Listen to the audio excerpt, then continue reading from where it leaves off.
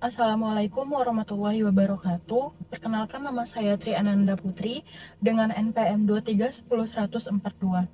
Di sini saya akan mereview tugas perancangan eksperimen guna memenuhi UAS.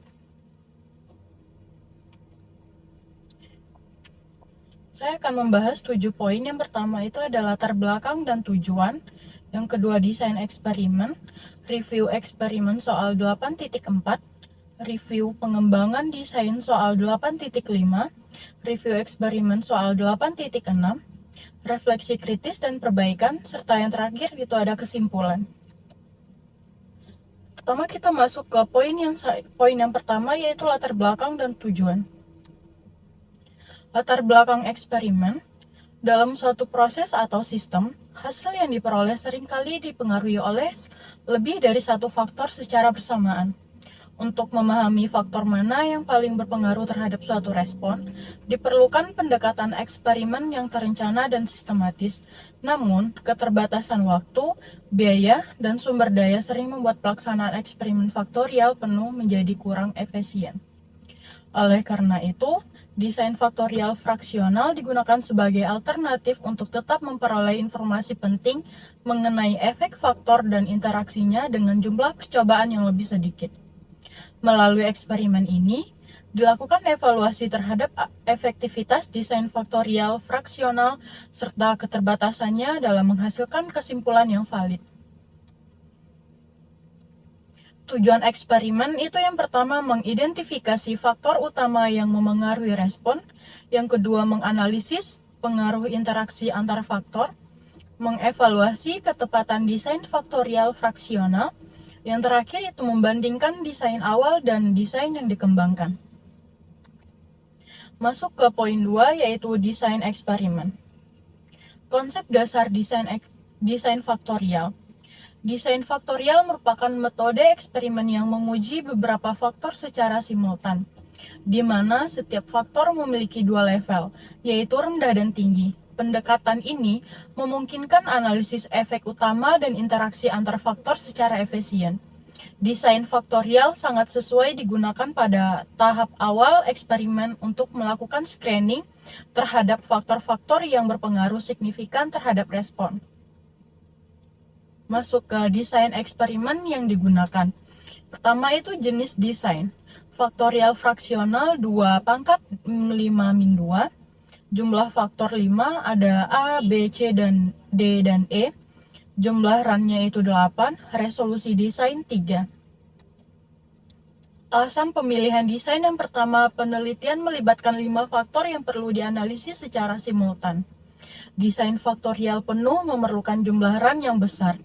Desain faktorial fraksional 2 pangkat 5 min 2 dipilih untuk menghemat waktu dan biaya. Tujuan eksperimen bersifat screening faktor dominan. Desain ini efisien sebagai tahap awal sebelum pengembangan desain lanjutan. Masuk ke poin review eksperimen soal 8.4.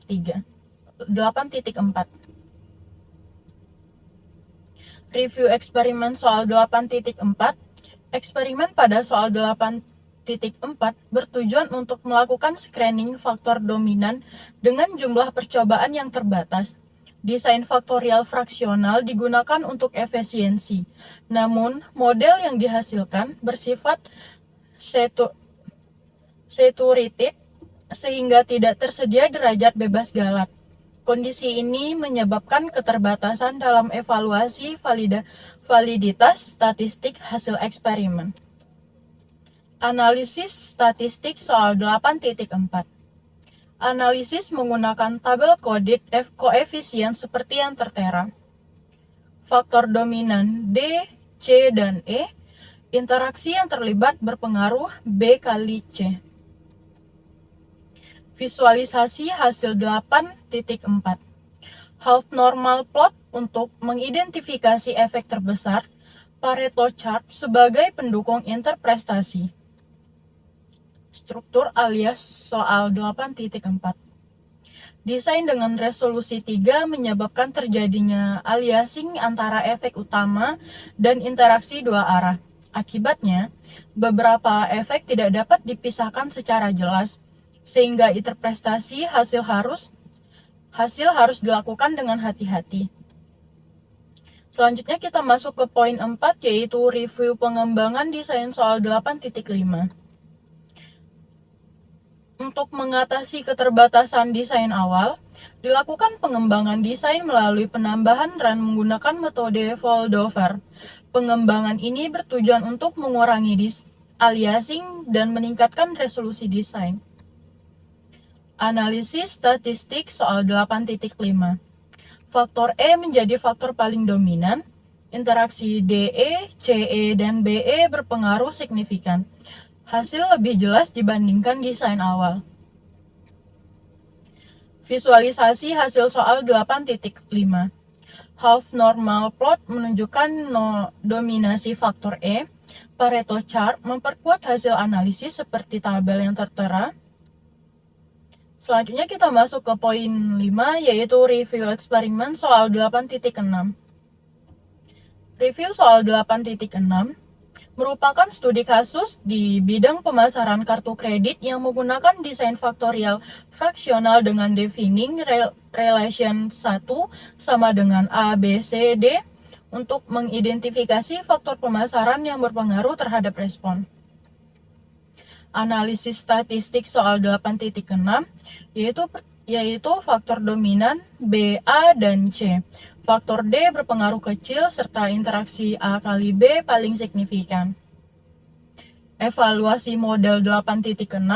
Model memiliki nilai R kuadrat yang sangat tinggi, menunjukkan kemampuan model dalam menjelaskan variasi data.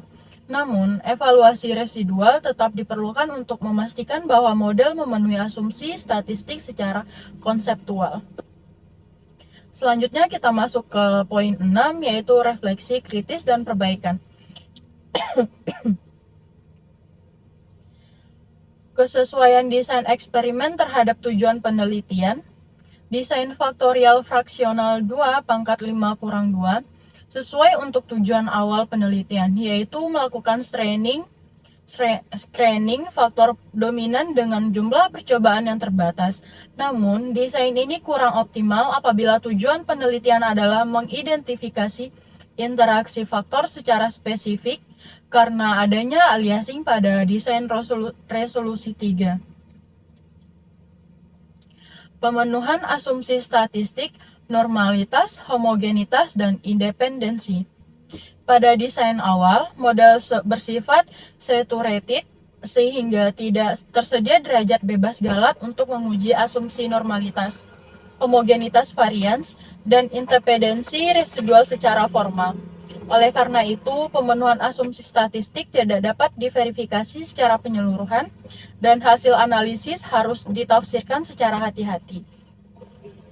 Kecukupan jumlah replikasi dan pemilihan level faktor. Eksperimen awal tidak menggunakan replikasi, sehingga estimasi galat eksperimen tidak dapat diperoleh. Meskipun level faktor sudah dipilih pada 2 tingkat yang mewakili kondisi rendah dan tinggi, ketiadaan replikasi membatasi kemampuan untuk menilai kestabilan dan keandalan hasil eksperimen. Potensi bias dan sumber kesalahan eksperimen. Potensi bias dapat muncul akibat keterbatasan desain resolusi rendah, kesalahan pengukuran respon, serta faktor luar yang tidak terkontrol selama pelaksanaan eksperimen. Selain itu, aliasing antara efek utama dan interaksi dapat menyebabkan kesalahan interpretasi terhadap faktor yang dianggap signifikan. Usulan perbaikan desain eksperimen jika eksperimen diulang kembali. Jika eksperimen diulang, disarankan menggunakan desain dengan resolusi lebih tinggi atau menerapkan foldover untuk mengurangi aliasing. Penambahan replikasi juga diperlukan untuk memperoleh estimasi galat dan memungkinkan pengujian asumsi statistik, sehingga kesimpulan yang dihasilkan menjadi lebih valid dan reliable. Dan selanjutnya kita masuk ke kesimpulan. Kesimpulannya yaitu eksperimen dengan desain faktorial fraksional 2 pangkat 5 kurang 2 efektif digunakan untuk melakukan screening faktor dominan dengan jumlah percobaan yang terbatas. Namun, desain dengan resolusi 3 memiliki keterbatasan berupa aliasing antar efek yang dapat memengaruhi kejelasan interpretasi hasil.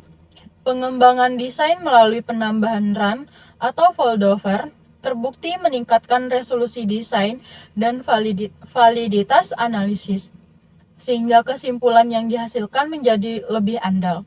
Oleh karena itu, evaluasi dan pemilihan desain eksperimen yang tepat sangat penting untuk memastikan hasil eksperimen sesuai dengan tujuan penelitian. Demikian presentasi saya sudahi dengan Assalamualaikum warahmatullahi wabarakatuh.